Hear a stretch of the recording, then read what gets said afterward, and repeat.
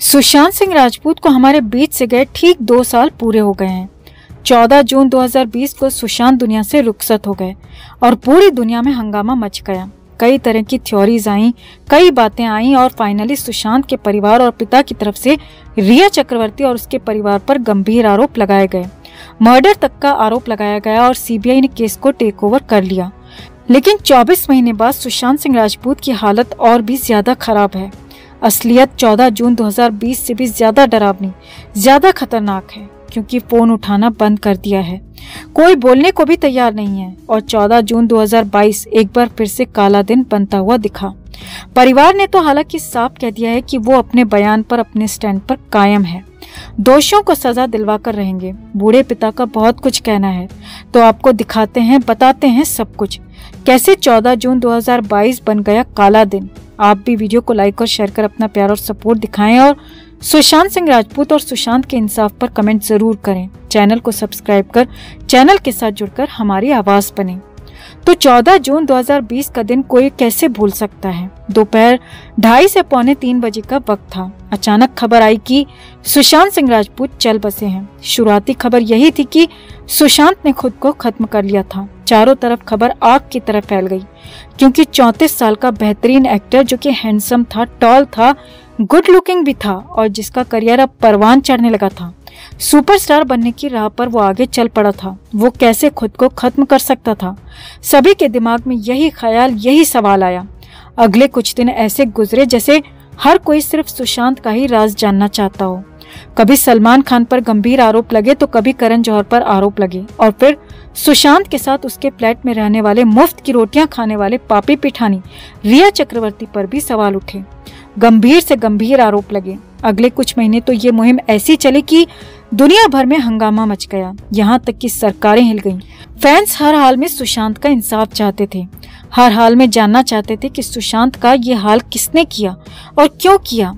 ये पहला ऐसा मामला था जिसमें सोशल मीडिया की ताकत दिखी और मामला ईडी से लेकर सीबीआई और एनसीबी तक भी पहुंच गया। सेंट्रल जांच एजेंसियों ने जांच शुरू की। बड़ी बड़ी हीरोइनों की परेड शुरू हो गई। एनसीबी ने कुछ की परेड करवाई तो कुछ की सीबीआई ने पूछताछ की और रिया से तो सभी ने पूछताछ की। रिया, उसका भाई शौविक कुछ वक्त के लिए जेल भी गए, लेकिन फिर बाहर निकल आए। एम्स की फॉरेंसिक टीम तक ने जांच की।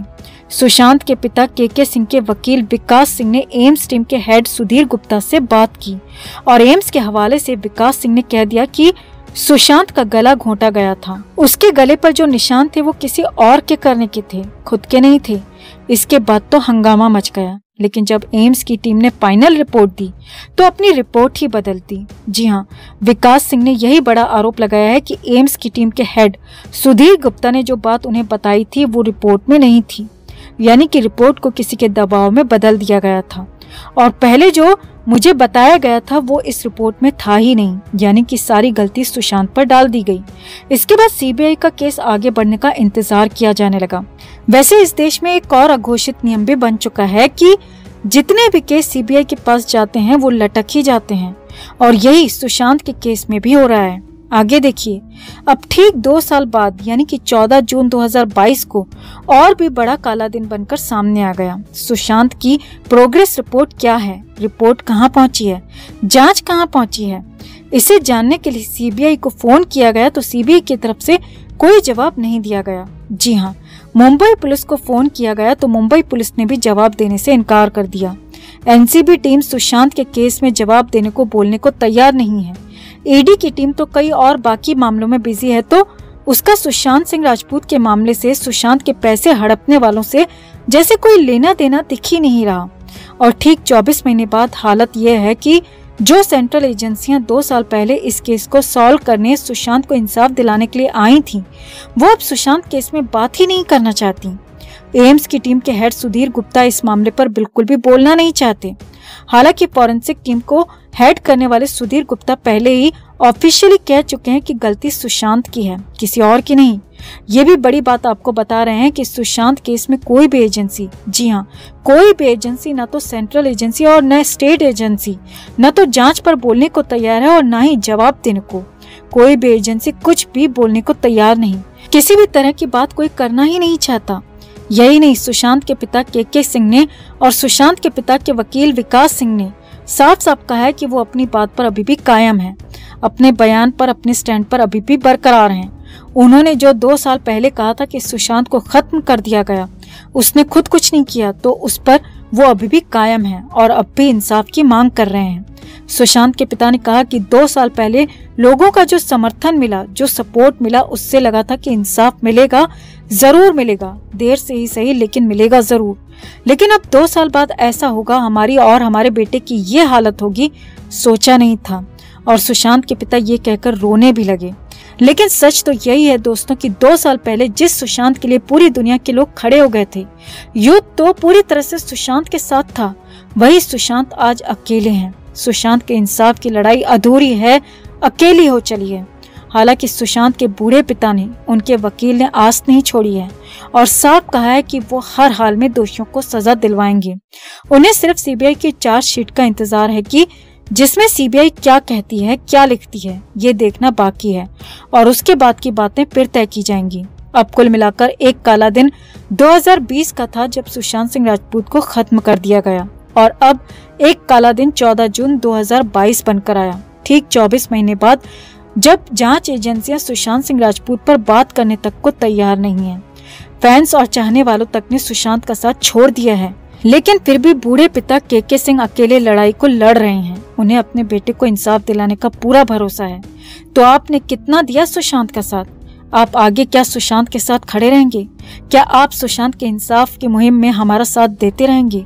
कमेंट करके जरूर बताएं और वीडियो को लाइक और शेयर कर अपना प्यार और सपोर्ट भी जरूर दिखाएं। जब मैंने कहा था कि सुशांत को गला घोट कर मारा गया, तब ये ही लोग सुशांत और देश का मजाक उड़ा रहे थे। जब हमने पुलिस पर सवाल उठाए थे तो उन्होंने संजय राउत और मुंबई पुलिस की तारीफ की थी। और जब हमने कहा था कि सुशांत की टांग टूटी थी, सुशांत के गले पर सुई की निशान थे इधर, और जब हमने कहा था कि इन सब के बारे में रिया जानती थी, तब इन्हीं तक वालों ने उल्टा रिया और एक मंच दिया और तक वालों ने कैंपेन चलाया था। तब जस्टिस फॉर रिया कैंपेन शुरू कर दी। मैं नहीं, आज मेरे साथ पूछता है सारा भारत। हमें चाहिए 302। सुशांत के हत्यारों पर क्यों नहीं चल रहा धारा 302 का केस? जिन लोगों ने हत्या को आत्महत्या का रंग देने की कोशिश की, उनके खिलाफ कार्रवाई क्यों नहीं हुई अभी तक? और मुंबई पुलिस और उद्धव ठाकरे की सरकार क्या जानबूझकर सुशांत की मौत को आत्महत्या साबित करने में लगी है? और आज का सबसे बड़ा सवाल जो पूछता है भारत, याद रखिए दोस्तों, हमें चाहिए क्या? हमें चाहिए 302। ये नारा इस देश के गली गली, नुक्कड़ नुक्कड़, शहर, छोटे छोटे गांव, हर कस्बे में यही धारा होनी चाहिए। हमें क्या चाहिए? 302। तकवाले और रिया के खिलाफ 302।